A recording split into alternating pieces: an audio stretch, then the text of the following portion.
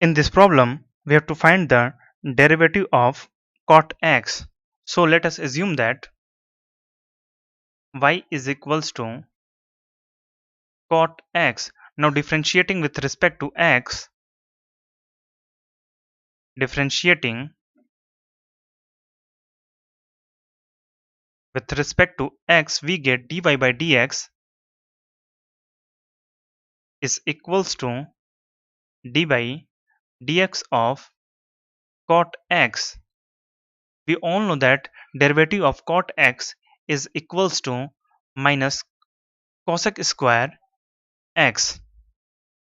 Now we have to find the value of derivative at x is equals to pi by 4. So value of derivative at x is equals to pi by 4 is